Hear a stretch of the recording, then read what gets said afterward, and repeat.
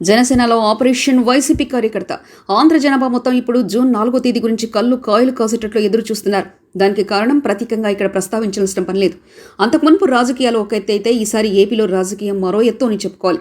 ఈసారి ఎన్నికల్లో అధికార వైసీపీ కానీ ఓటమి పాలైతే ఆ పార్టీకి రాజకీయంగా అనేక ఇబ్బందులు ఎదుర్కోవాల్సి వస్తుంది అంటున్నారు విశ్లేషకులు.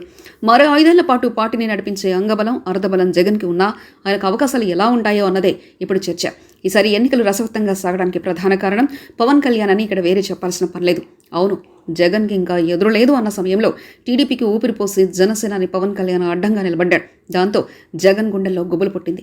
ఈ క్రమంలోనే ఏపీ రాజకీయాలు రసవత్తంగా మారాయి. బాబుని జైల్లో పెట్టిన జగన్ మీద ఈసారి ఎలాగన్నా కసి తీర్చుకోవాలనుకుంటుంది టీడీపీ. జగన్ మీద ఆల్రెడీ ఉన్న కేసులను వేగవంతం చేసి ఆయనను జైలుకి పంపాలని టీడీపీ కుట్టి ప్రయత్నం చేస్తుందని ప్రచారం జరుగుతుంది. మరోవైపు ఈ 10 ఏళ్లలో జగన్ పవన్ గురించి ఎటువంటి వ్యాఖ్యలు చేశాడో అందరికీ తెలిసిందే. ఈ విషయంలో పవన్ అస్సలు ఉపేక్షించాడు అని గుసగుసలు వినిపిస్తున్నాయి.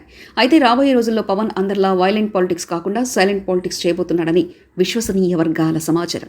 విషయం ఏమిటంటే రేపటి రోజున వైసీపీ ఓటమి పాలై రాజకీయంగా ఇబ్బందులు పడితే సదరు పార్టీ నేతలంతా టీడీపీ లేదంటే జనసేన వైపు చూసే అవకాశాలు లేకపోలేదు. ఇంకా చెప్పాలంటే చాలా వరకు జనసేన వైపు మొగ్గు చూపుతారని సర్వేలు చెప్తున్నాయి. ఈ తరుణంలో పవన్ రాబోయే రాజకీయ వ్యూహాలు ఎలా ఉండబోతాయన్నది ఇప్పుడు సర్వత్రా ఉత్కంఠ మారింది. వైసీపీ వీక్ అయితే ఆ ప్లేస్లో తాము బలమైన ప్రాంతీయ పార్టీగా రూపాంతరం చెందవచ్చనే ఆలోచనలో జనసేన ఉందని టాక్ వినపడుతుంది. దాంతోనే జనసేనని ముందు టీడీపీతో పొత్తు పెట్టుకుని ముందుకు సాగుతున్నారని కొంతమంది విశ్లేషకులు అంచనా వేస్తున్నారు. మరిన్ని కథనాల కోసం సబ్స్క్రైబ్ చేసుకోండి మీ అక్షర శిల్పం.